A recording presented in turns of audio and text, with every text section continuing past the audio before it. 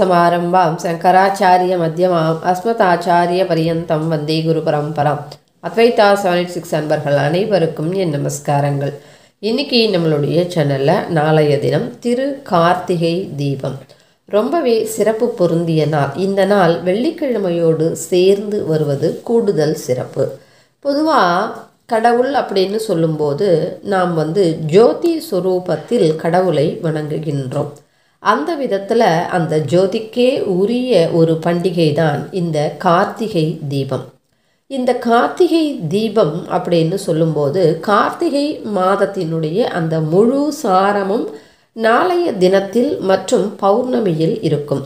இத்தனை நாட்கள் கார்த்திகை ஸ்நானம், தானம், ஜபம், ஹோமம் இந்த மாதிரி செய்யலை, கோவிலுக்கு போகலை, விளக்கு ஏற்றலை அப்படின்னு சொன்னாலும் நாளைய தினம் அவை எல்லாத்தையும் நம்ம செய்யும்போது ஒரு மாதம் செய்த பலன் என்பது நமக்கு கிடைக்கும்.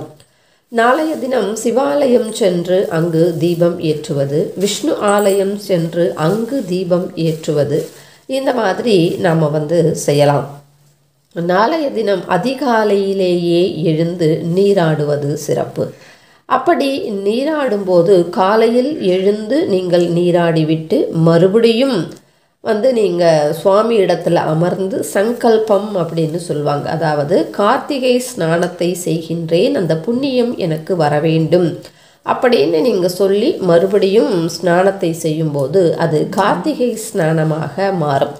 ஒரு மாதம் செய்த பலன் என்பது அந்த ஒரு கார்த்திகை மாதம் அப்படின்னு சொன்னால் அதனுடைய சாரம் எங்கே இருக்கும் அப்படின்னா முதல் நாள், கடைசி நாள் மற்றும் பௌர்ணமி, இந்த மாதிரி நாட்களில் அந்த சாரம் இருக்கும். நம்முடைய தர்மம் அப்படின்றது ரொம்பவும் எளிமையானது. மாதம் முழுவதும் செய்யுங்கள், முடியல அப்படின்னா இந்த மாதிரியான சிறப்பு பொருந்திய நாளிலாவது செய்யுங்கள், உங்களுக்கு நிச்சயம் புண்ணியம் கிடைக்கும். 30 நாட்களும் செய்ய வேண்டும். முடியாதவர்கள் இந்த மாதிரி, அதாவது அஷ்டமி, வளர்பிறை தேய்பிறையில் வருகின்ற அஷ்டமி, சதுர்தசிகள், இதுவும் வளர்பிறை தேய்பிறையில் வருகின்ற சதுர்தசிகள் மற்றும் மாதத்தினுடைய அந்த இறுதி நாள் மற்றும் பௌர்ணமி, இந்த மாதிரி கார்த்திகை தீபம் இந்த நாளில் செய்தால் கூட மாதம் முழுவதும், அதாவது 30 நாட்களும் செய்த பலன் என்பது நமக்கு கிடைக்கும். அதனால் இந்த மாதிரி ஸ்நானத்தை நாம் ஆச்சரிக்கலாம். அடுத்து தானம். கார்த்திகை மாதம் அப்படின்னாலே விளக்கு தானம் தான் சிறந்தது.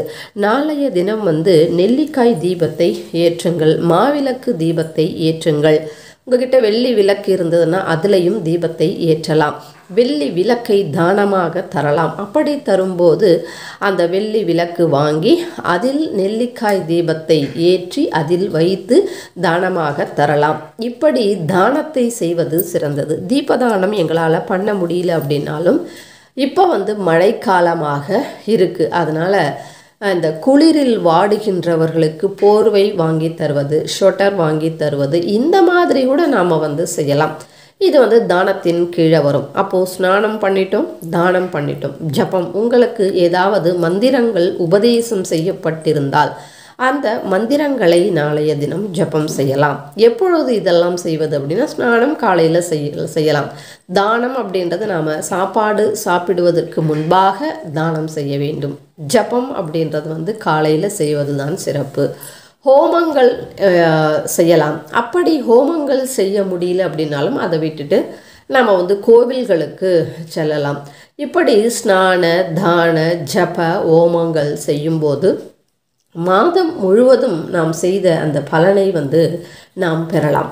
பொதுவாக இந்த கார்த்திகை மாதத்தில் நாம் தானங்களுக்கு அதிக சிறப்பு நம்முடைய அந்த புராணங்களில் கூறப்பட்டிருக்கு. அதனால் நாளைய தினம் உங்களால் என்னென்ன தானங்கள் செய்ய முடியுமோ அத்துணை தானங்களையும் செய்யும்போது நிச்சயமாக அந்த பலன் என்பது நம்மைத்தான் தேடி வரும். அதனால் நாளைய தினம் அன்னதானத்தை நாம் மேற்கொள்வது ரொம்பவே சிறப்பு. அதனால் அன்னதானத்தை கூட நாளைய தினம் செய்யலாம்.